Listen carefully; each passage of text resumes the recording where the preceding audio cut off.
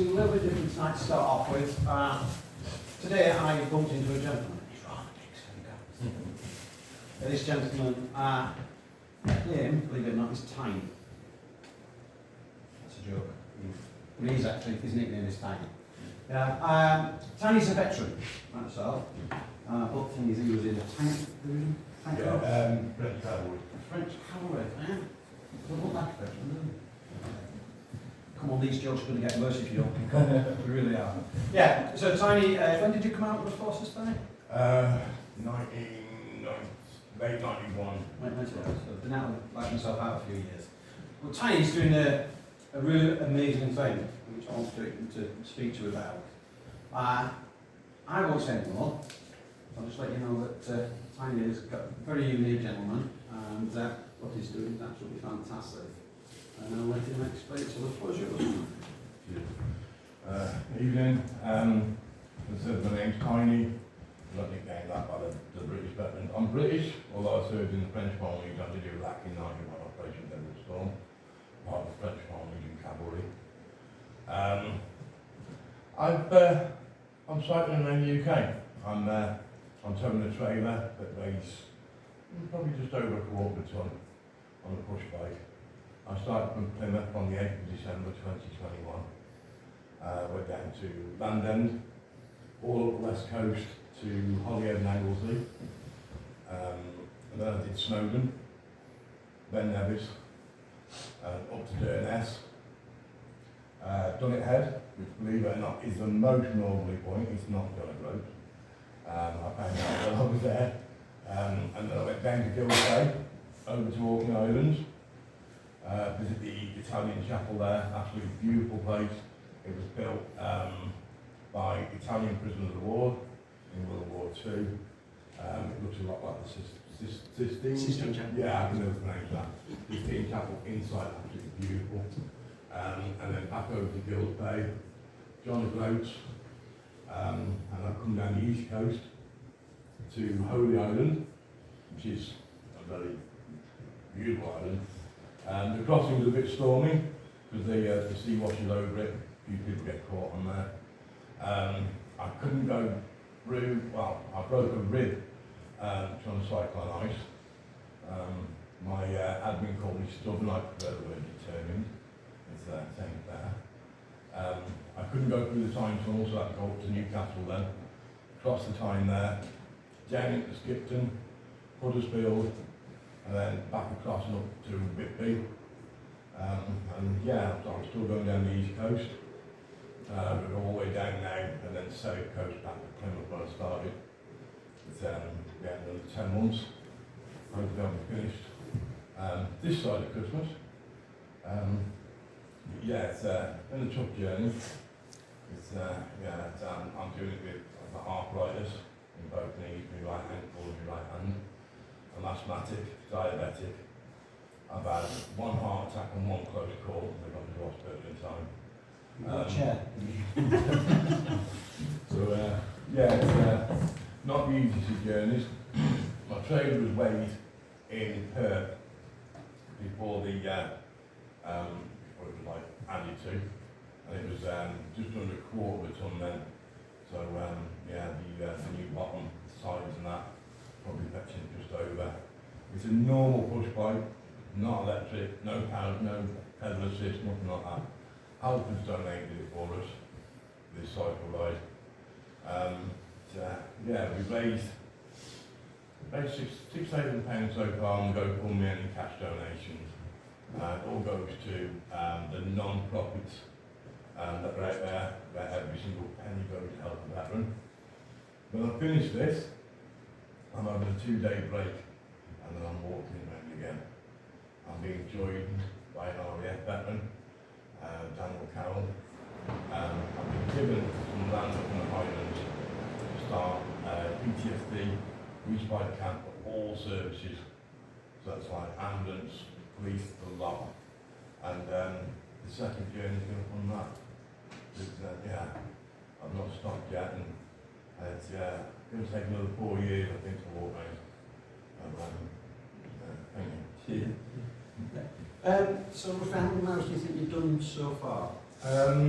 last time I counted up, it was 2,000 plus Snowden and Ben Nevis. And that was about 2 months ago.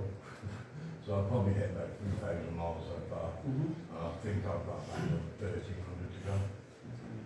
On the bike, for the quarter of the ton. What's in the trailer? There's children going.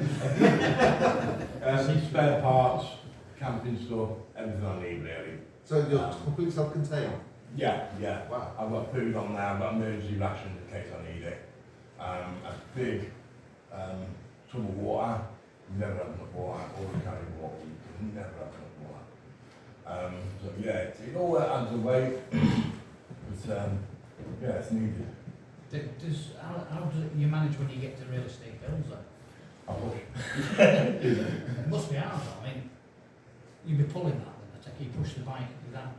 Yeah, Really yeah, it's a struggle. My legs are pretty solid now. The rest of my body's a bit messed up, but my legs are all right. And what do you have a tent in there as well, do you? Yeah, I've got a tent in there, sleeping bag, army sleeping bag, one of the duck down sleeping bags. Got blankets and all that. And, I've just brought a Kelly kettle. I don't know if any of you know what a Kelly kettle is. Jelly cat. Jelly cat. Kelly kettle. It's a metal cylinder. You put your water in the side of it and you build a fire in the middle, and you can boil a cup of water, a coffee with wet leaves, anything like that. But I've brought the attachments now. You think I can cook on it, fry eggs, anything I want really. I'm quite a good bowl cook. So yeah. One thing that did do me in about this journey was cycling 10 miles around a loch in Scotland just to go a mile over it. So the next journey I'll be swimming over them. Just packing it all in a watertight bag and swimming over. We've had had a few interesting parts. I was in Boy, sleeping in a churchyard, and for some unknown reason, I've got my sleeping bag on. Although it's winter, it's before Christmas, and I've got no top on. The duck down sleeping bag was really good. And some people decided they were going to come round with torches, and I just sat up. Now you can imagine, you were walking down with torches, and all of a sudden a body just sits up behind a gravestone, and all they see is a white body. And I go, evening. They were gone. They were gone. Yeah. I think I can still hear them screaming 10 minutes later. So it's, yeah, we've got a few instances of that. It's been quite interesting, and it's been a tough journey, but I'm still going. I've just taken a 2-week break, which I needed. I really did need that. I do my swimming all day round. I do my wild swimming and get in the sea. And yeah, it's really good for you, really good for your arthritis. And I play with didgeridoo. You know what a didgeridoo is? No. Go on then. It's an instrument. It is an instrument, yeah. It's, that's how I really like personal attach. I play with didgeridoo, sit down and keep yourself going that way. My dad was born in Australia, and I could never play an instrument until a neighbour, yeah, I'll try that. I can play the didgeridoo. I can't do the circular breathing, but yeah, it's yeah, an Australian scene, so as Tanya was telling you that, it's for charity, PTSD. Will you know what that is? PTSD. Pardon? Yeah. I'll let Tanya just if you could just look back on that, please. Post-traumatic stress disorder. I've got CPTSD, which is complex post-traumatic stress disorder. I've got childhood problems. It's 3 years ago, I nearly wasn't here. I was really, I really wasn't here. I was put down for my broken crutches. 18 years on the street, I'm a veteran, and got to be a little bit. Got introduced to meditation, and it's really helped me. And I sat down playing didgeridoo, saved up and bought a boat. I nearly won, so I got myself off the street. I did it myself. Bit of support from the agency I'm helping now, just a bit of payback, pay it forward as we call it. And I meditated one night. Come Christmas, my birthday, I just turned 52. And I didn't know what I was going to do. I'll admit I self-harm. Because my CPTSD, I had nightmares, flashbacks. I can cry, scream, and shake in my sleep. I'm a meditator, I said, what am I going to do? And I woke up next morning and thought, I'm just cycling around the coast.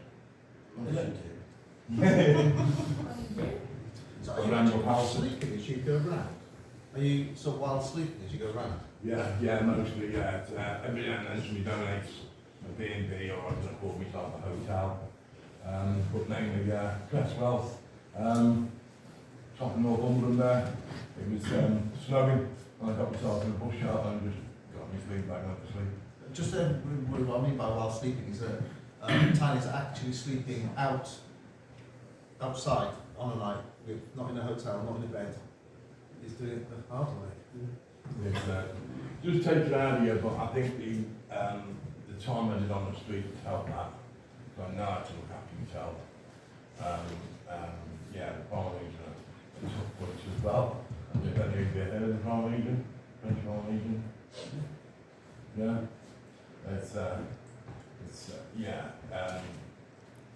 yeah, a very, very tough bunch. The training open guys, I joined the base 19. I'm the 20th birthday on the Latin border. I was birthday 13th of December.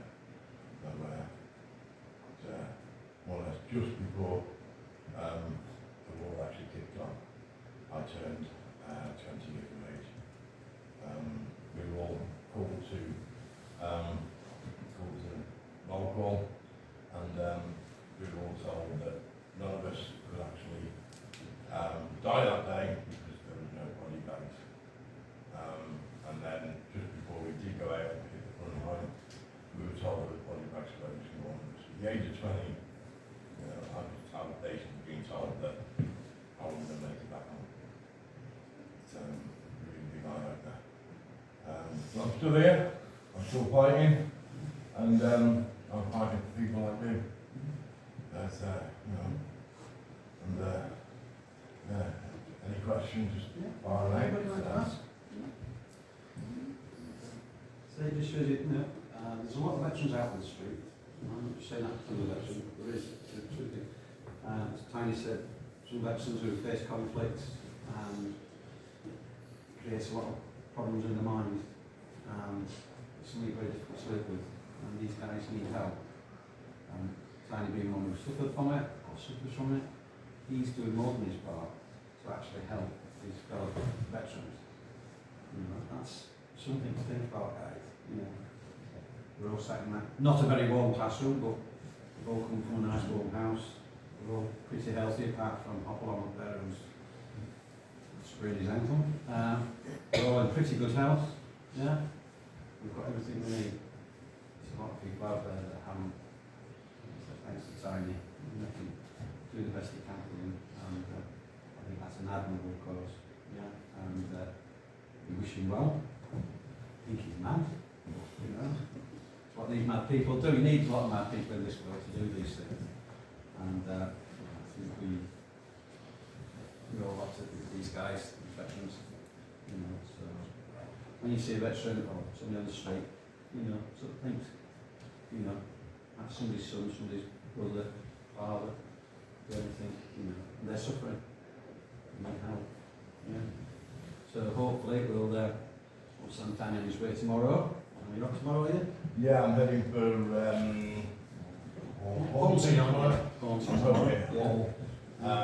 Monday. All right, yeah. Yeah. Yeah. Grimsby, I think after that, about 60 miles. Yes. So that'll probably take me 4 days. Yeah. It depends how flat. I've been told it's pretty flat. No, it is. I got told it was all downhill from It is, yeah, we see downhill. You've still got a long way to go, obviously. You've done so far, be pleased. And we hopefully look forward to seeing you on the next way around, when you come around walking. Yeah. We'll keep tabs on you. Just bear with me a second.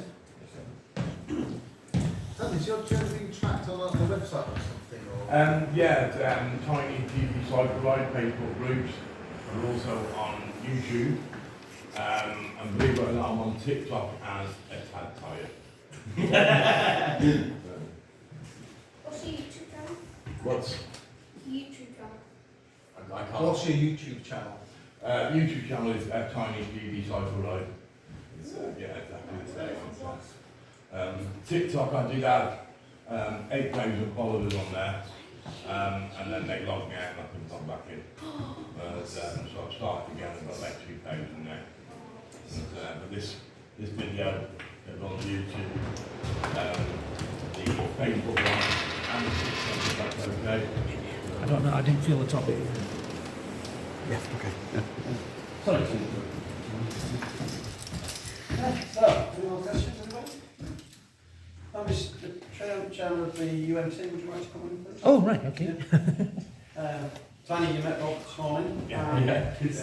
He's refused to cycle the push bike trailer down the. No chance. Have you seen it yet? No, what we'll do, Need a competition on picking it up. we've actually got Tiny's bike and trailer in the garage. So when we finish, we'll open up and have a look. And I think you'll be surprised. Okay? Tiny will give you a chat on it on there before we get on with that. Is that okay, guys? But it'd be a great pleasure. I just wish it was more that we could do, but a little bit of something for Tiny on behalf of Bridlington cadets. Fantastic work you're doing, mate. So I wish it was £100,000 for you. Well, there's no donation from us to you. Oh, in there. right, thank you very much. No, pleasure. And I said our chairman. Keep up with your weight.